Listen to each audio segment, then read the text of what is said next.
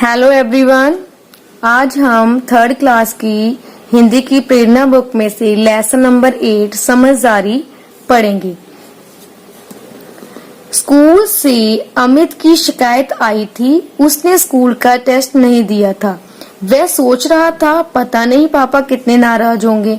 ठीक है, एक अमित लड़के की कहानी है जिसकी स्कूल में से शिकायत आई है कि उसने स्कूल का टेस्ट नहीं दिया, जिससे वो क्या था, वो डर रहा था कि उसके पापा पता नहीं क्या सोचेंगे। ठीक है, नाराज हो जाएंगे। ठीक है, पापा दफ्तर से आए तो मम्मी ने बताया आज अमित के स्कूल से फिर से शिकायत आई है। आज फिर वह देर से स्कूल पहुंचा। उसे टेस्ट में नहीं बैठने दिया गया। प्राचार्य जी ने कल आपको स्कूल में बुलाया है। जब पापा उसके थे, जो अमित के पापा दफ्तर से वापस आए, तो उसकी माँ ने क्या बताया, अमित की माँ ने बताया कि जो अमित को जब टेस्ट में नहीं बैठने दिया। क्यों नहीं बैठने दिया? क्योंकि वो स्कूल में देरी से पहुंचा था। प्राचार्य क्या होता है? प्रिंसिपल। प्रिंसिपल ने उसे स्कूल में बुलाया है इसी करके। ठीक है, इसीलिए उन्हें स्कूल में बुलाया है उसके प्रिंसिपल ने। पापा ने अमित को बुलाया, डांटते हुए बोले, पता है टेस्ट ना देने का परिणाम क्या होता है? ठीक है, अमित के जो पापा है उसने डांटते हुए क्या बोला? परिणाम होता है कि रिजल्ट। ठीक है, टेस्ट ना देने का रिजल्ट क्या होगा अगर टेस्ट नहीं दोगे?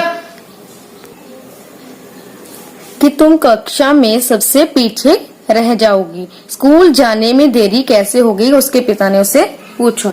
अमित ने क्या जवाब दिया? अमित ने कहा, पापा स्कूल जाते समय मैंने बीच सड़क पर एक कुत्ते के एक बच्चे को देखा। यदि मैं उसे सड़क पर छोड़ देता तो वो किसी गाड़ी के नीचे आकर आ जाता। मैंने उसे उठाकर झाड़ियों के पीछे रखा दिया। तभी स्कूल की बस निकल गई और दूसरी बस से स्कूल पहुंचने में देर हो गई। ठीक है, उसने जो अमित के स्कूल जाना लेट जाने का क्या कारण था? क्योंकि उसने एक कुत्ते को, बच्चे को, जो सड़क में के बीच में था, उसे उठाकर झाड़ियों में पीछे रख दिया था, जिससे उसकी क्या हो गया, इतने टाइम में उसकी स्कूल की बस निकल गई और दूसरी बस तक पहुंचते पहुंचते वो स्कूल में लेट हो गया।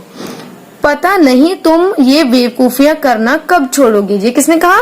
उसके पापा ने।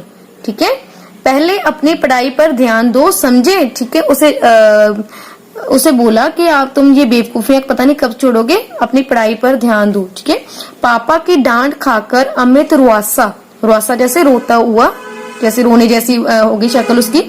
पापा की डांट खाकर अमित रुआसा अपने कमरे में चला गया। दूसरे दिन पापा और अमित कार से साथ साथ निकले। ठीक है, रुआसा होता है रोने जैसी शक्ल बनाकर कमरे में चला गया और उसके पापा और दूसरे दिन अभी वह कुछ ही दूर गए होंगे कि बीच सड़क पर एक बूढ़ी अंधी औरत सड़क पार करती दिखी। जब उसके पापा और अमित गाड़ी में जा रहे थे स्कूल में, तो उसमें कौन थे? उसे एक बूढ़ी जो औरत, जी देखो पिक्चर में दिखाई गई ना, बूढ़ी औरत जो सड़क पार दिखाई दी। ठीक है, करती हुई दिखी। पापा बोले, अरे इतनी गाड़ियां हैं, ये सड़क कैसे पार करेगी? पापा उसके सड़क गाड़ी में बीच में सोच रहे हैं कि इतनी गाड़ियां हैं कि सड़क इतनी, एक तो अंधी है, ऊपर से बूढ़ी भी है, तो कैसे सड़क पार करेगी? फिर पापा ने सड़क के किनारे गाड़ी रोक दी। वह उस बूढ़ी औरत को सड़क पार कराने लगे। ठीक है, उसने अपनी गाड़ी को, उसके पापा ने अपनी गाड़ी को क्या रोक दिया? सड़क के किनारे रोक दिया और सड़क पार कराने लगे उसे। अमित चिल्लाया, पापा आपको दफ्तर भी तो जाना है, पहले ही देर हो चुकी है। लेकिन पापा उस औरत को सड़क पार कराकर ही लौटे। अमित यहाँ खड़ा चिल्ला रहा है कि जल्दी आओ, आपको भी देरी हो जाएगी। ठीक है ना, कि आपने ऑफिस में जाना है, अपने दफ्तर जाना है, तो आपको देरी हो जाएगी। ठीक है, इस समय पापा को इस बात का अनुभव हुआ कि उन्होंने कल अमित को बेकार में ही डांटा।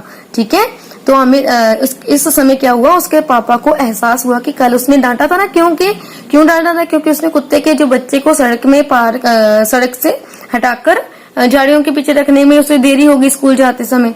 तो उसने क्या हुआ, उसे अपनी गलती का एहसास हुआ। उन्होंने एक वृद्धा को सड़क पार कराने में मदद की है, तो अमित ने भी एक जानवर की जान बचाने की कोशिश की थी।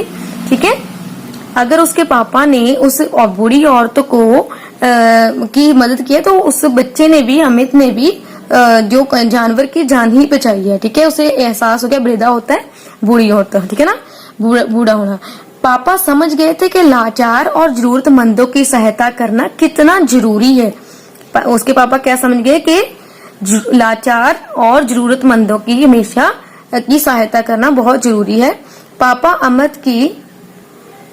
अमित की पीठ थपथपाते हुए बोले, तुमने मेरी आंखें खोल दी है बेटा, तुमने बहुत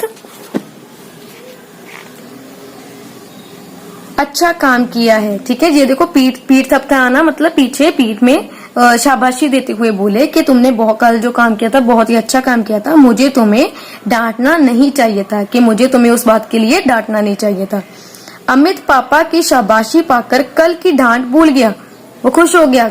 कल उसने पापा ने उसके डांट पे ना वो भी भूल गया उसकी शाबाशी पाकर। उसे अपने किए पर खुशी हो रही थी। अमित को अपने किए की मतलब जो उसने उस जानवर की जान बचाई थी उसकी खुशी हो रही थी। उसने गर्व से कहा, पापा ये अच्छे काम करने का गुण मैंने आपसे ही सीख पाया है। ठीक है, तो उसने उसे पापा से क्या कहा कि मुझे गर्व है कि आपसे ही ऐसे मैंने अच्छे गुण सीखे हैं।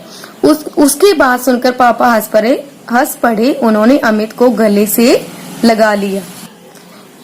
यहाँ बच्चे जो आपका ये लेसन है वो कंप्लीट होता है। इस कहानी से, इस जो पाठ से हमें क्या शिक्षा मिलती है कि हमें लाचार और जरूरतमंदों की हमेशा सहायता करनी चाहिए। भले ही हमें थोड़े 2-3 मिनट या कुछ टाइम की देरी हो सकती है, मगर उससे उन लोगों का बहुत ही भला हो सकता है, किसी की जान तक बच सकती है कोई। ठीक है, इसलिए हमें लाचार और जरूरतमंदों की हमेशा